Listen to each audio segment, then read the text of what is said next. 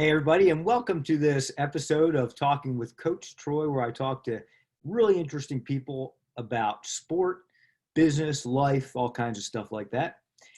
Today, my special guest is a guy known for a really long time, super guy, Mike Urquhart. Mike, how you doing today?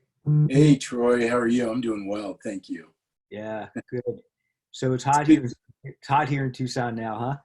Oh my gosh, unbelievable. Yeah, if you don't get your workouts in past 10 o'clock now, you might as well wait. Unless you can get to the pool, but unfortunately, pools aren't open right now. So, So but maybe this weekend. yeah, hopefully. Yeah, I know. Well, so you're an East Coast guy. That's how we met. Gosh, probably at least a couple decades ago. Oh, Um, at least. yeah, I remember first time I met you. I think was at Performance Bike Shop, weren't you? You were a manager or something, and I came and visited E- the talk. exact, exactly. Performance bikes, White Flint Mall, as Yeah, a yeah, matter of fact, which, one of my coworkers, believe it or not, is from that area. Oh my gosh, Silver Spring, Rockville, Maryland. yeah. And he said that they tore down White Flint Mall. That whole area does not exist anymore. I'm kidding.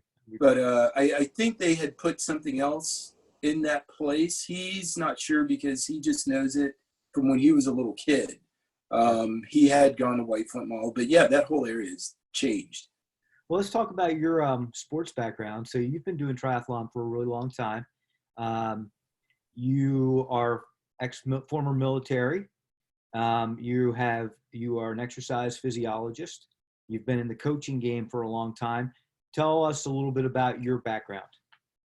So my background, actually started off um, as a soccer player. I played soccer throughout high school, club ball, and college, and left college seeking more soccer. Played semi-pro for about 2 years, and left that and just played adult men's league, and got a little bit stagnant on that because I just wanted something more, wanted more consistent play. So I started swimming a lot more, which, my summer job was a lifeguard, so I was already a swimmer and used to ride my bike to the pool. So I, already rode my bike. And because of soccer, I ran. And so I started got more serious into the sport of triathlon. I did my first one in oh boy, this is going to date me. Did my first triathlon in 1985, I think. Wow. It was a short sprint race, and it was called the Cary 10 Man. Hmm. And this was in Cary, North Carolina. And then after that, there was a course being offered in college. Now, this kind of backtracking a little bit, but there was a course offered in college called Challenge Yourself. And so the instructor had all the students do something that they thought was kind of scary and challenging and all that. And so I said, hey, I want to do a triathlon. And this was way back. This was back when the earth was still cooling, Troy. Yeah, But mid '80s. So that is towards the within 5 or 7 years of the first triathlon. So you were at it exactly. early on, and yeah, and so you got in the industry really quickly too, right? You got in the bike business and you were working in shops. Tell me Right, right. about that experience. So cycling has always been a great passion of mine. And growing up in North Carolina, I only lived 50 miles from the original Performance Bicycle Mhm. store, which was located in basically Chapel Hill, North Carolina. And so myself and one of my friends, we'd drive there like, I don't know, 2-3 times a month just to look at their parts. At the time, Performance was a parts warehouse. They would buy a lot of overruns that the bicycle manufacturers didn't use, and so they would sell them off super cheap. Anyways, that progressed, and I'm gonna forward a little bit. I moved to Washington, D.C. when I was in the military.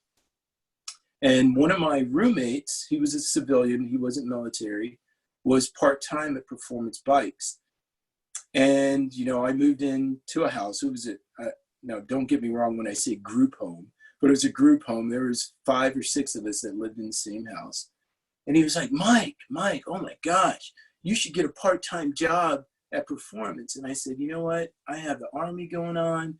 You know, I'm traveling a lot. And all he had to say, and this is what he said, you get a 30% discount. And I was like, oh my gosh, I'm doing it. I'm there. Forget the money. I want the discount. I wanted the discount because, you know, most of that paycheck went back to the store anyways. And so it was well worth it. Isn't that the way it works when you work in a bike shop? Oh, kind of passion like that? I tell you what. And so that's how I really got into the bicycle business. Went to several of the bike industry show. We called it the bike show, but it's called Interbike. Yep. You know, all over the place from Philadelphia. When I was on the East Coast, went to the one in Philadelphia a lot. And then when I moved to Arizona, I went to the one in Las Vegas quite a few times as well. What a cool but I mean, that's the place to, you know, get the latest and greatest information about bicycles. And it just fed my addiction. Yeah, no, I hear you. It does become an addiction. So you moved out to Arizona in the early, late 1990s, was that? Or right, late 1990s. It was 90. Flagstaff, right? Yes, it was Flagstaff. Moved to Flagstaff, which it was a high altitude training center of basically the world. Yeah. Myself and my ex-wife, Colleen Kelly, who Troy knows very well, we became associated with HATC, the High Altitude Training Center. And we met, oh my gosh, hundreds of Olympic athletes from all over the world. The Netherlands, Germany, Japan, everything. Most of them came to Flagstaff for swimming. At the time, the pool at NAU was the highest 50-meter pool on, you know, anywhere you could go besides Europe. And so a lot of athletes would come to Flagstaff to train. And then, of course, there was a lake called Lake Mary where a lot of the rowers would train. And a lot of cyclists would come in and out of Flagstaff as well. Yeah. But yeah. And then I remember we connected again. We reconnected like around 2000, 2001. And I always loved Arizona prior to ever moving here myself. So I wanted to do a training camp out here, and I think we connected. And you guys had moved down to Tucson, and we said, "Hey, let's collaborate, put together a training program or training camp." Exactly. You guys did the legwork, and I leveraged, you know, the marketing side of it and brought, you know, I think we had 15 people that first year. That was wonderful. 2001, I think it was that first.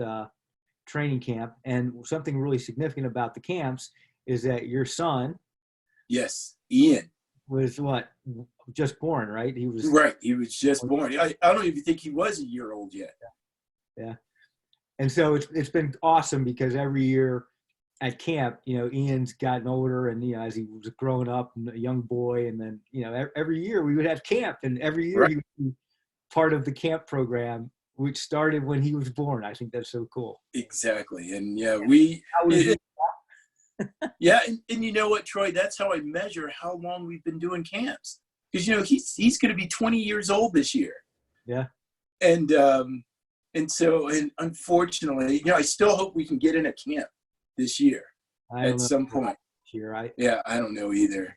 But especially for the 20th year. And nobody wants to come to Tucson in the middle of summer anyway. So no. But 2021, we're gonna. Yes, I'm looking forward to it. Already planning. Yeah. But yeah. So let's talk about your athleticism. So you've done a lot of racing on yourself, and swimming's probably one of your strengths, and cycling.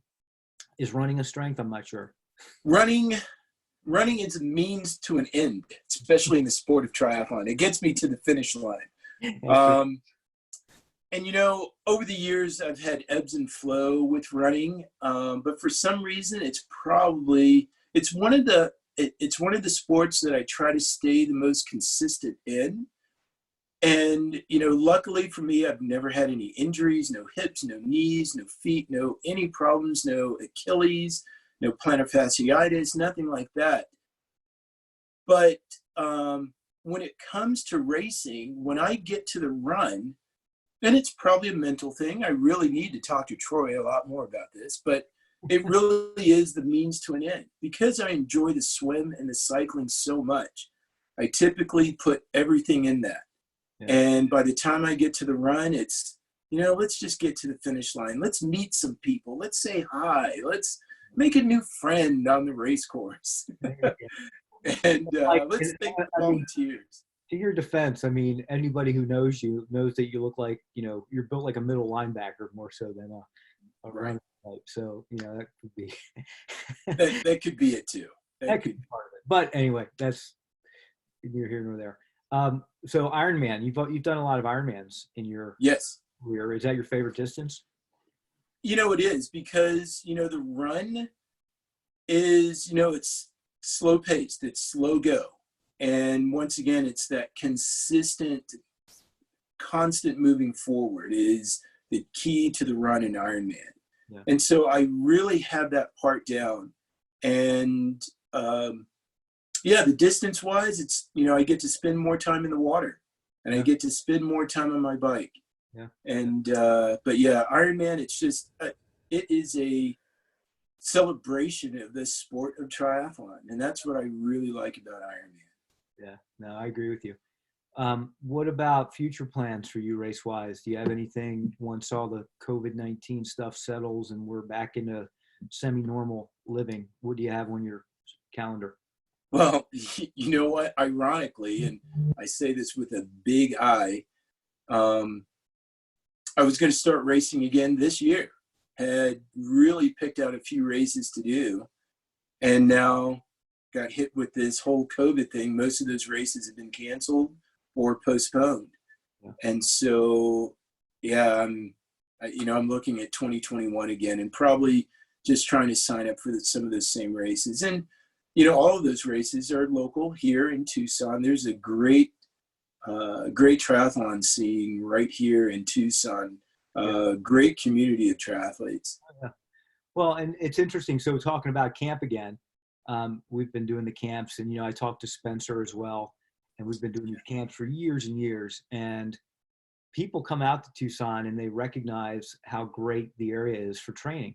And isn't it interesting how many people end up either relocating here or coming out? They come out on their own to train. It's just really interesting. And your role has always been, well, not only have you always been a speaker at the camps, you know, your background's in exercise physiology, you've coached a lot of athletes, but everyone knows you as the best SAG anywhere, because you're always out there on the truck helping people out, fixing flats.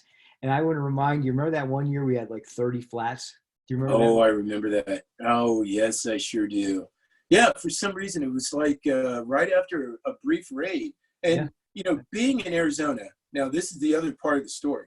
Being in Arizona, if it rains, you're like, you know, I'm not so sure we should ride today. I'm not sure what's going on. It's kind of raining. The temperature is like 60 degrees. But to paint the picture a little bit more, people that have come to our camps have been coming from Wisconsin, from Michigan, from Pennsylvania, Washington, D.C., where they've had snow on the ground. The temperatures have been in the 30s. And so here we are kind of jaded with the temperature and, you know, getting ready to say, you know, I don't think we should do this. But they're looking outside going, oh my gosh, I'm going to go in a tank top and short pants. Yeah, we get a little soft out here in Arizona sometimes. Yeah, we do. But that particular day, it had just rained. There was like a fresh bead of water, and it kind of washed up the treads from all the radial belted tires. Oh, yeah. And as we rode along, you know, people were picking up those little fibers in their tires. Right. And it was just kind of a nuisance. It was but we got everybody taken care of, and we continued. That's one of our longer rides. That was one of the longer rides too. That was our San Manuel ride. Yeah, that was a San Manuel ride. Yeah, well, we've always had a great time at camps and met some great people, and I think it's cool to have had that, kind of connection and influence over people's training, and they're given that, winter training vacation in this really cool spot. Adult spring break. Adult spring break. It's adult spring break. Totally. And oh yeah. That should be the tagline. Do you need a spring break? Come on out to Tucson. Something like, it's interesting too. I mean, there's a lot more camps, obviously, over the past 20 years.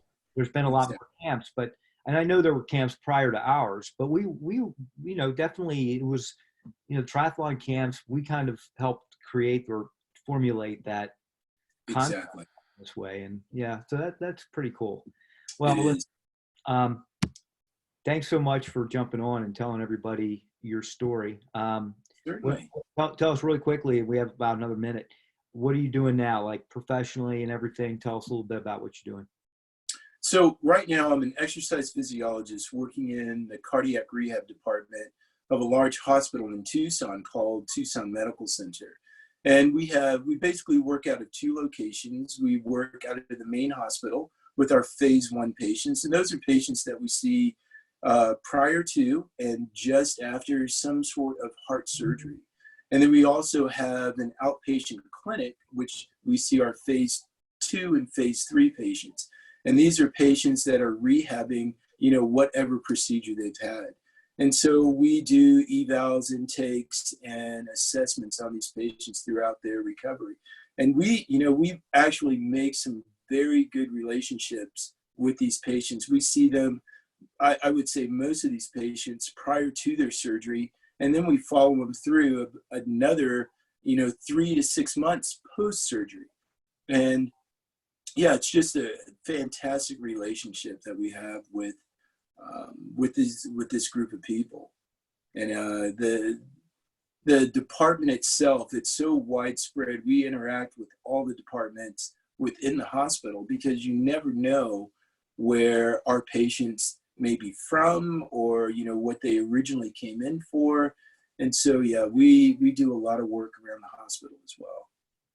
That's great. Well, good. Mike, it's been great having you on my little podcast here. Everyone, if you want to see Mike, come on out to camp because he's always there and he'll be helping us all out. Exactly. Yep. It's great talking to you. Yeah, man. Thanks for being on. Really appreciate it. All right, everybody. Well, thanks for checking in. Make sure you check out our other podcast where, again, I talk to really cool people who have really cool things to say. Till next time, train safe, train smart. Thanks. Take care, everybody.